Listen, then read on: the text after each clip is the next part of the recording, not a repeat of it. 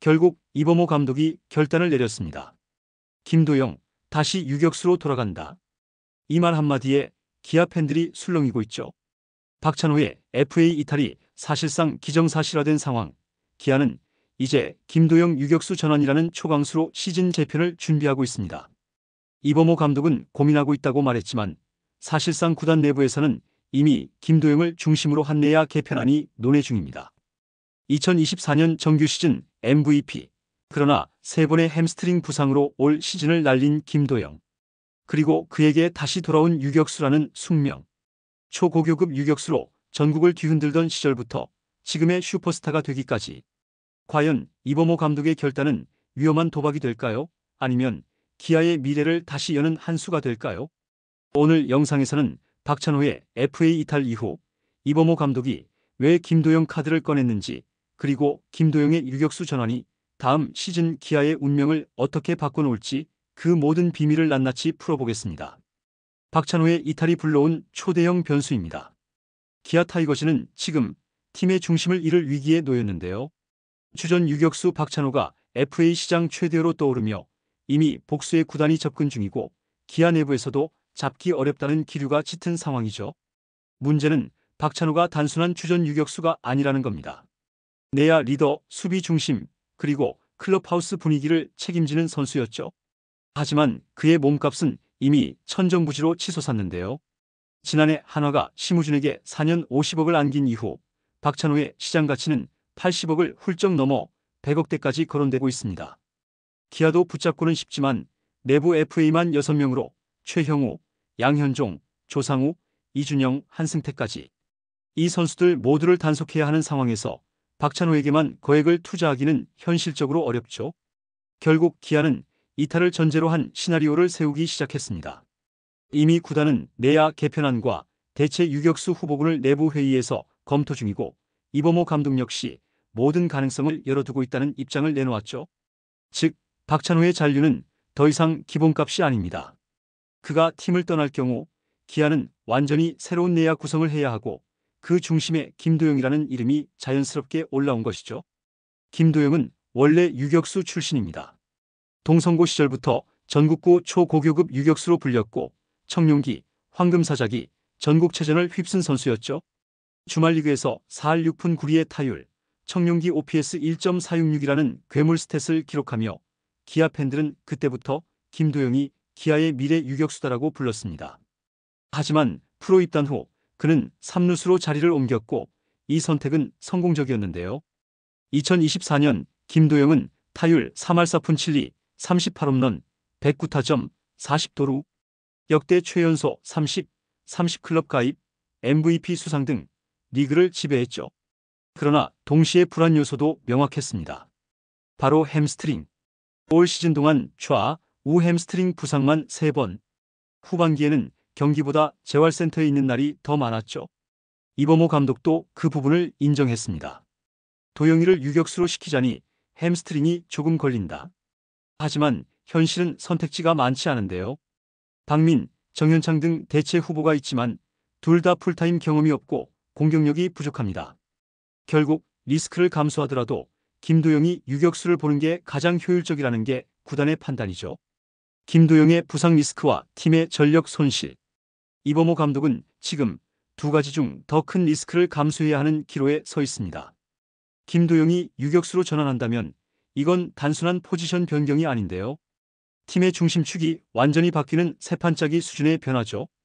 김도영이 유격수로 이동한다면 기아는 3루와 2루, 1루까지 도미노처럼 재편됩니다. 3루에는 변우혁을 실험하고 1루는 오선우, 윤도현이 돌아가며 맡게 될 전망이죠. 김선비는 이제 체력 관리가 필요한 나이가 됐기 때문에 2루에서 풀타임을 소화하기 어렵고 결국 내야 전체가 젊어집니다. 한마디로 이범호 감독이 구상 중인 건 김도영 중심의 내야 리빌딩이죠. 하지만 여기엔 분명한 모순도 있습니다. 김도영의 몸은 아직 완벽하지 않은데요. 2025년 한 시즌 동안 햄스트링 부상만 3차례. 그 어느 감독이라도 쉽게 유격수 복귀를 결정하기 어려운 상황이죠.